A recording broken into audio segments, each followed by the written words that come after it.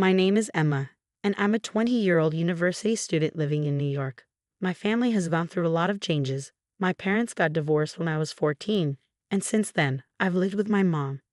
Things got even harder last year when my dad, who I was very close to, passed away from cancer.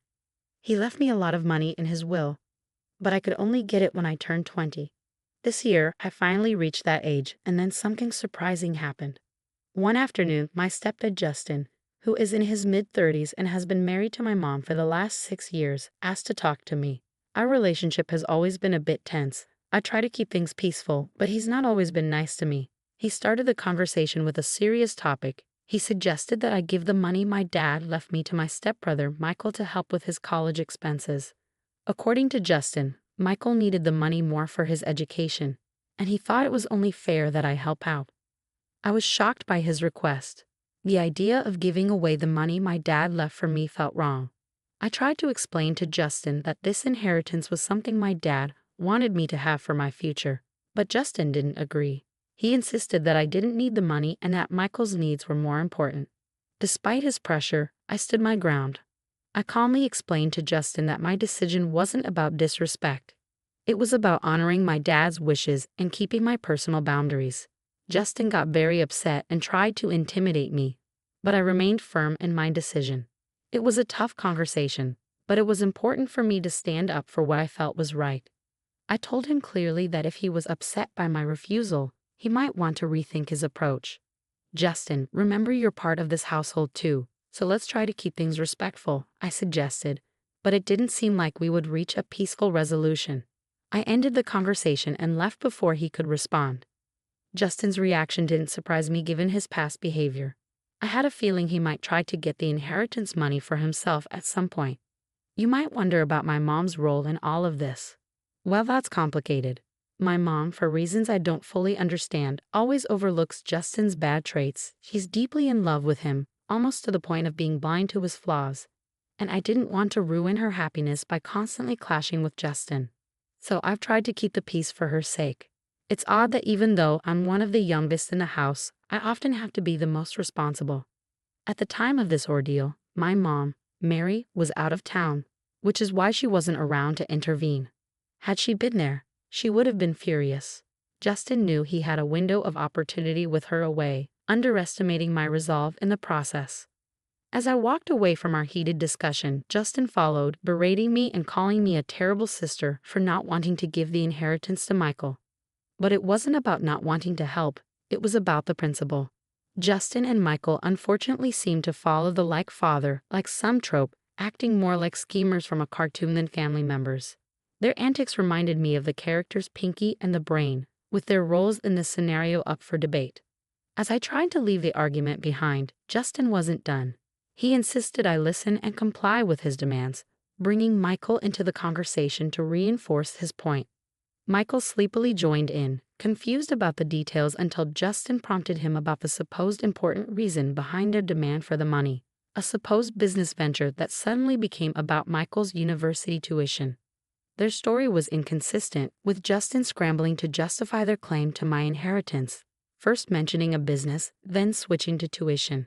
It was clear their motives were murky at best, relying on manipulation rather than any real need or right to the money my dad left me. I just woke up, so I'm a bit foggy, Michael mumbled, trying to piece together his story. Right, the university. I've been thinking about going, and I need the money for that, so yeah, I need it. His attempt to claim the inheritance for his education wasn't very convincing. I couldn't help but firmly say no, which sparked protests from both him and Justin. Why not, Emma? He's clear about what he wants, Justin pressed, insisting that they deserve the money. We'll just have to see about that, I replied, feeling the tension in the air. Justin's usual antics were harmless, but this new scheme to manipulate me out of my inheritance showed a selfish and immature side of him. I decided not to tell my mom right away, wanting to deal with the situation myself, especially after learning more about their questionable intentions. Emma, stop being childish. It's time to act like an adult and do what's right. Justin lectured, suggesting that giving away my inheritance was the mature thing to do. His reasoning didn't make much sense to me. And what, Justin? The right thing is to give away my inheritance just because you say so, I argued. His insistence on keeping this from my mom made me even more suspicious. Why shouldn't I tell her? She deserves to know what's going on in her own house. Justin's urgency to keep my mom out of it, along with his unusually stern attitude, made me even more determined. Something wasn't adding up, especially with the supposed business venture Michael mentioned earlier. It was clear they underestimated my awareness of their tactics, and Justin's resistance to involving my mom raised a big red flag. At the first chance I got, I decided to talk to my mom. "Hey Mom, how's everything going?" I started, trying to gauge her mood. "I'm doing okay, dear. What about you?" she replied. I hesitated, knowing what I was about to say might cause some trouble. "Not so good, Mom. There's something going on with Justin and Michael. Justin especially. He's been acting really weird." My mom tried to calm me down, telling me not to worry too much. "Oh, Emma, don't let your mind run wild." But it was too late to stop my suspicions. Everything seemed to point to something more than just a misunderstanding or me being paranoid. Even though my mom was hesitant to believe anything bad about Justin, I kept going, determined to make her see what was really going on. "Mom, I understand you have feelings for him, but Justin went too far. He didn't just ask for the inheritance money. He demanded it for Michael, saying it was for education.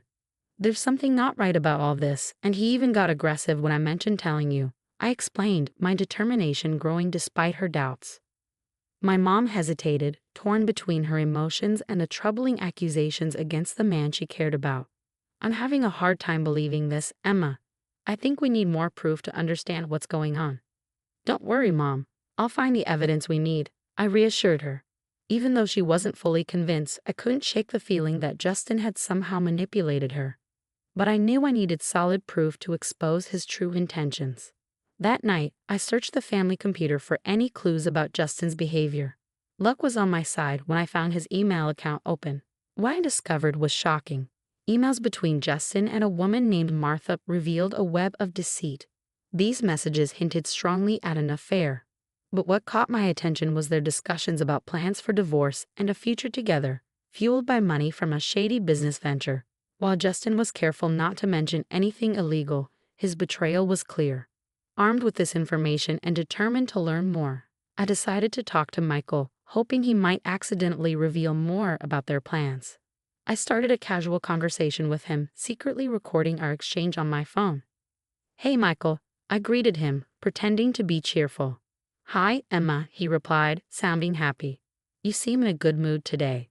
"Why not?" "It's a beautiful day," I said, steering the conversation to find out more about Justin's plans and how they were affecting my family. I approached Michael with curiosity, pretending to consider the request for the inheritance money.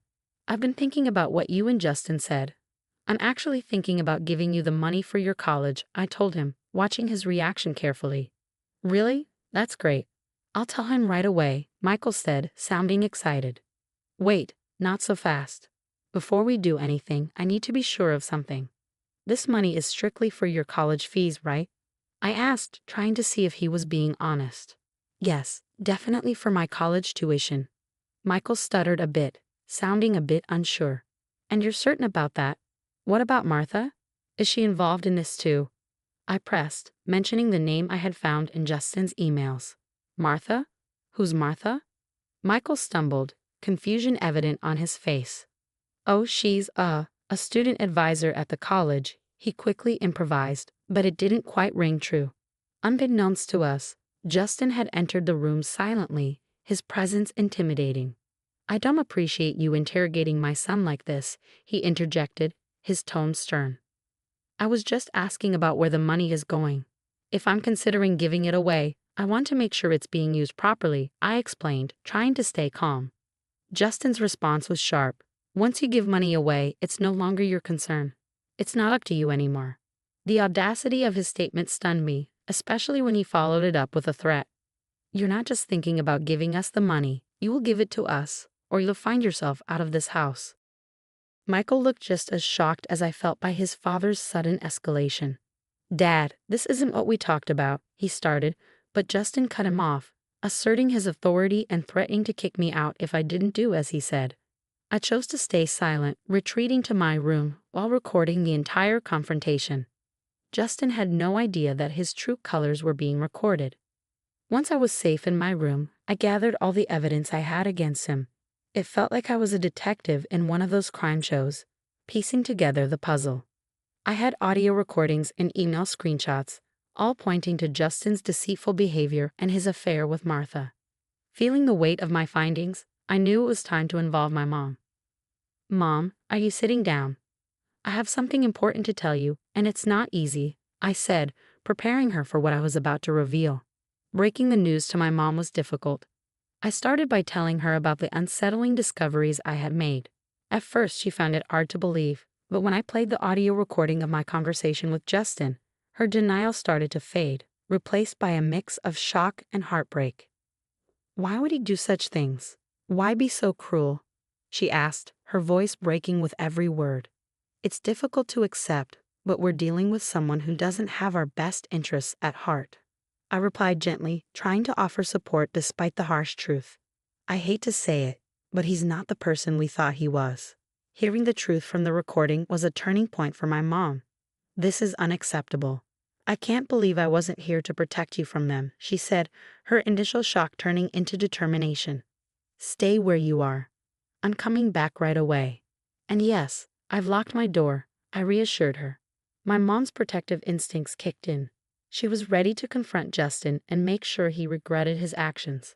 "He's going to realize he made a big mistake messing with our family," she said, her voice filled with determination.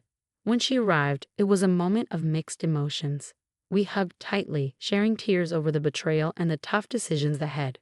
But there was also a sense of relief and unity. Together, we spent hours planning, ready to face the situation as a team. In the days that followed, Justin was puzzled by my mom's sudden return and her cold attitude towards him. He tried to act cheerful, probably hoping to charm his way out of any trouble. But my mom saw right through him. She wasn't swayed by his act and was preparing to take action.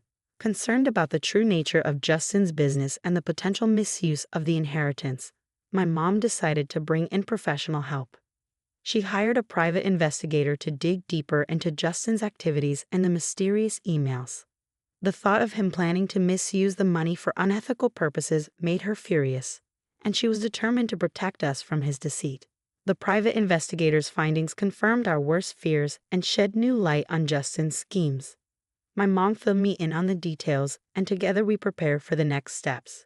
It was clear that this was more than just a family dispute. It was about standing up against manipulation and ensuring justice was served. The atmosphere in the room was tense, a mix of disbelief and determination hanging between us. Justin's usual confidence seemed to waver under the weight of our accusations, his eyes darting around as if searching for a way out of our confrontation. "You don't know what you're talking about. This is absurd," Justin tried to deflect, but his voice lacked its usual assertiveness. It was evident that the tables had turned and the power he once held was slipping away. Caught in the middle of this familial turmoil, Michael looked from his father to us, his expression a mix of confusion and realization. Perhaps for the first time, he began to see his father for who he truly was, a revelation that seemed to shake him to his core. My mom, with a determined look fixed on Justin, stepped forward. "Not only do we understand, but we have proof. Emails, recordings. You've been planning to launder money through a laundromat, and you've involved yourself with a known criminal. Martha's record speaks volumes, and your plans for this business are crystal clear." Justin's attempts to maintain innocence were crumbling fast. "You have no idea what you're getting into. This is my business, my life. You can't just barge in and." "But we can and we are," I interjected, supporting my mom's stance. "This isn't just about your business, Justin. This is about our lives, our safety. You've brought danger and illegality into our home, and we won't stand by and watch you destroy everything for your own selfish gains." The evidence was undeniable. The audio recordings of Justin's and Michael's conversations, the emails outlining their plans, and now their own admissions made it impossible for Justin to deny any longer. The camera in my hands, still rolling, captured every word, ensuring there was no way out for him. "You think you're clever, recording this, gathering evidence," Justin sneered, his composure cracking further. "You may think you've won, but—" "We don't think we've won, Justin. We know we have." My mom cut him off, her voice strong and unwavering. "What you've done is not only morally wrong but also illegal. You've endangered this family, exploited my trust, and now you're going to face the consequences." As the confrontation reached its peak, Michael finally spoke up, his voice barely above a whisper. "Dad, how could you?" It was a question heavy with betrayal and disillusionment, aimed at the man he had once looked up to. The room fell silent, the weight of the situation settling in. Justin, stripped of his usual confidence, seemed to shrink before us.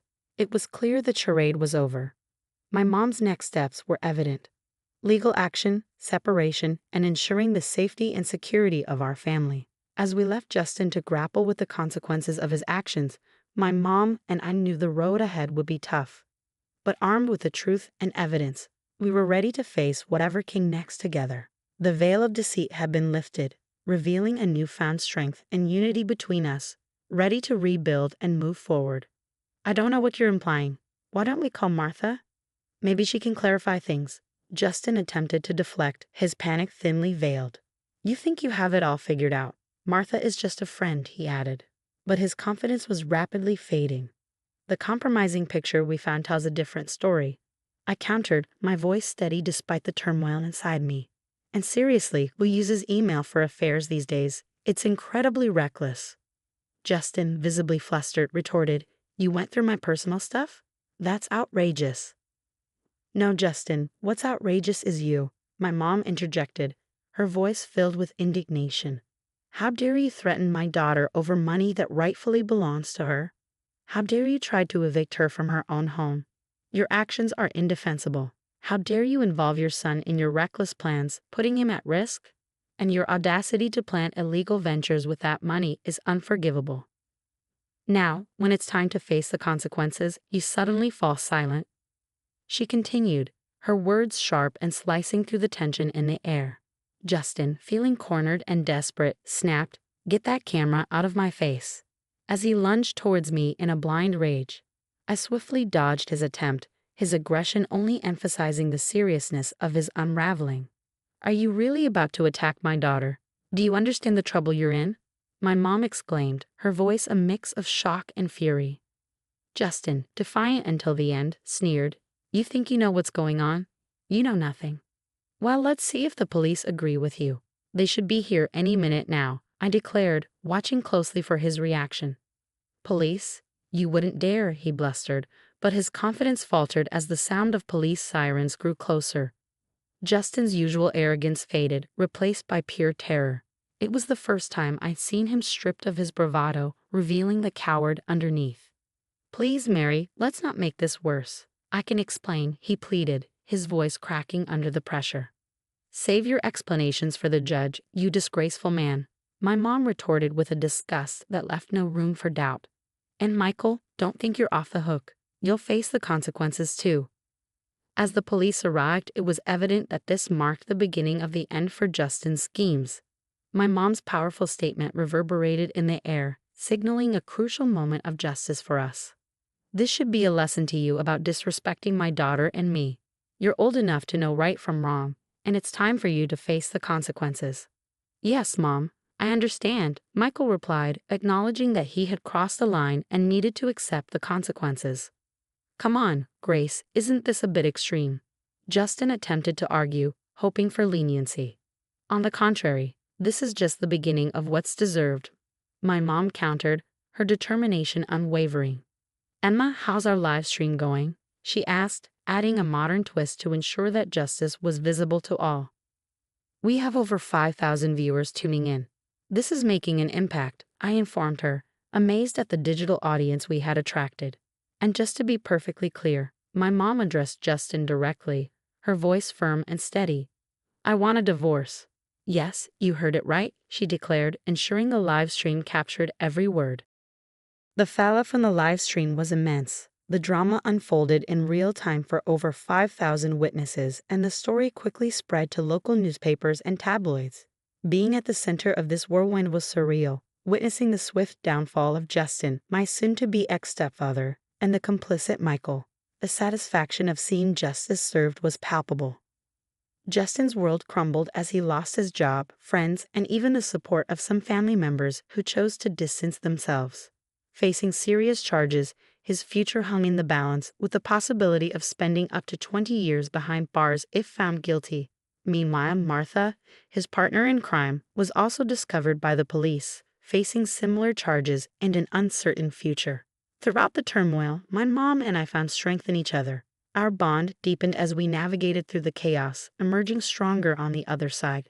Weekends became our time to relax on the patio, drinks in hand, reflecting on the absurdity and cruelty of Justin's actions. It was a period of healing and reaffirmation for both of us. Good riddance, we toasted, sharing a sense of relief and closure.